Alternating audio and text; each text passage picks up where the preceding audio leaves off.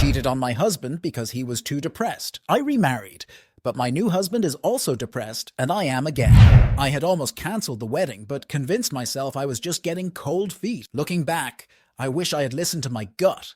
Marrying Jake felt like a whirlwind at first. We met during my junior year in college. He was a senior, tall, handsome, and incredibly charming. His confidence was intoxicating, and he seemed so sure of what he wanted in life. At that time, his ambitions were contagious, and I found myself falling for him hard and fast. But after the wedding, everything changed. Jake became angry and judgmental all the time. Nothing I did was ever good enough. He criticized everything, from the way I cooked to the clothes I wore. The first few months of our marriage were spent in his mother's house. We had moved in with her until Jake found a job, as he had promised. I was still studying at the time, juggling my coursework with the household chores that Jake and his mother expected me to manage. Living with his mother was a nightmare in itself. She was kind on the surface, but incredibly manipulative. She'd constantly remind me of how grateful I should be to have Jake, and how I needed to support him in finding a job. Jake's job, however, was more of a facade. He'd spend days lounging around the house, playing video games, or hanging out with his old high school friends. Every job opportunity that came his way was dismissed as beneath him, or not good enough. He was always quick to point out the flaws in every position he was offered, and soon it became clear that he wasn't even trying. His mom found him a job through a friend of hers, a decent position at a local company. Jake went for 2 days, then announced that if he were made to go back, he would crash the car into a tree. He said he'd rather be homeless than do a job he didn't want. I was shocked and terrified. His brother confronted him, saying, "What about your wife? You're married now. Don't you care about her?" Jake's response was chilling. "Oh, she'll follow. She always does." That was the beginning of the end. I felt trapped, living in a house that wasn't mine, with a husband who seemed to have lost all sense of responsibility and ambition. I continued my studies, trying to find solace in my work and the few friends I had left. Jake's outbursts became more frequent and more intense.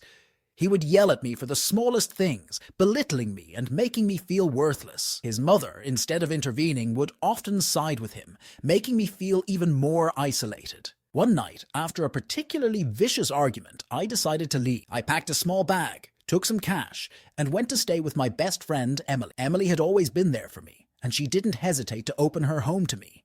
She listened as I poured out my heart, crying over the mess my life had become. She encouraged me to think about my future and what I truly wanted. Living with Emily gave me the clarity I needed. I realized that I couldn't continue living like this. I deserved better. I deserved to be happy and to be with someone who valued and respected. I started seeing a therapist who helped me work through my emotions and develop a plan to leave Jake for good.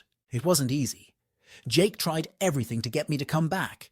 He promised to change, begged for another chance, and even enlisted his mother to guilt-trip me into returning. But I stood firm. I knew that if I went back, nothing would be different. Jake's promises were empty, and I couldn't allow myself to fall into that trap again. The divorce process was long and painful. Jake fought me on every detail, dragging things out as much as possible. But with the support of Emily and my therapist, I managed to get through it. I moved into my own apartment, finished my degree, and started a new job. It felt like I was finally reclaiming my life. Despite my newfound strength and clarity, there was still a part of me that hoped Jake could change. I convinced him to go to therapy, hoping that professional help might unlock the man I once fell in love with. To my surprise, he agreed, though reluctant. We moved back to a bigger city where I could find work, and he started seeing a therapist. I threw myself into my new job, finding solace in the routine and the distance from the toxic environment we had left behind. The city gave me a sense of freedom. I made new friends, explored new hobbies, and slowly began to rediscover who I was outside of my relationship with Jake. He, on the other hand, seemed to be on a different path. Therapy helped to some extent, but he was still resistant to change. He attended sessions, but I could tell his heart wasn't in it. He was going through the motions, more to appease me than to better himself. One evening, after a particularly tense therapy session, Jake dropped a bombshell. He wanted to move to Canada. He had found a job opportunity there and believed it was his chance to start fresh. He spoke about the adventure, the new beginning, and how it could be good for both of us. But all I heard was the prospect of isolation, of being alone with him in a country where I knew nobody. The thought of following him to a place so far from my support system filled me with dread. I needed time to think. I asked Jake for a break, to give us both some space to figure things out. His response was immediate and harsh. "Either you leave me or we stay together," he said, his voice cold and unyielding. "I don't agree with breaks." His ultimatum hung in the air, heavy and final. I was stunned. His refusal to consider my needs, his inability to understand my fear, and his insistence on having things his way made it clear that nothing had really changed. Therapy hadn't made him more empathetic or considerate. It had merely given him new tools to manipulate and control. I realized then that I couldn't keep sacrificing my happiness for the hope that he might someday become the man I needed him to be. The next few days were a blur of emotions. I knew I had to leave, but the thought of starting over again was daunting. I reached out to Emily, who had always been my rock. She helped me find a new apartment and offered me a place to stay until I got back on my feet. Her unwavering support gave me the courage to take the final step. I sat Jake down and told him I was leaving. His reaction was explosive. He accused me of betrayal, of giving up on him when he needed me most. He yelled, he pleaded, he even cried, but I stood my ground. I had made my decision, and I wasn't going to let his emotional outburst sway me. I packed my things and walked out, feeling a strange mix of sorrow and relief. Moving into my new apartment felt like a breath of fresh air. I focused on building a life that was mine and mine alone. The city was bustling, full of opportunities and new experiences. I threw myself into my work, took up painting classes, and joined a local hiking group. Slowly, I began to heal. Slowly, I began. Jake tried to contact me several times, but I kept my distance. I needed to break free completely to allow myself the space to grow without his shadow looming over me. It wasn't easy. There were nights when the loneliness was overwhelming, and I questioned my decision. But I reminded myself of the reasons I left, of the person I wanted to become, and of the life I wanted to live. One evening, as I was walking through the city, I realized something profound. I was no longer afraid. I had faced my fears, made the tough choices, and emerged stronger. I had found a new sense of self-worth, one that wasn't tied to anyone else's validation. For the first time in years, I felt truly free. I left. It was 9 months after the wedding. I walked out of that house, out of that toxic environment, and away from a man who had once seemed like my world. 9 months was all it took for the love to fade, replaced by a suffocating cloud of disappointment and resentment. Jake wasn't supportive of anything I did. During those last few months, I was working on the first draft of my book, a project that had been my dream since childhood. Writing was my escape, my sanctuary, but Jake couldn't even get the genre right when people asked about it. It was like he was deliberately dismissive, as if acknowledging my work would somehow diminish his own sense of importance. One day, he picked up my manuscript and skimmed through a few chapters. When he looked up, all he said was, "None of the characters are like me." I remember staring at him, stunned by his narcissism.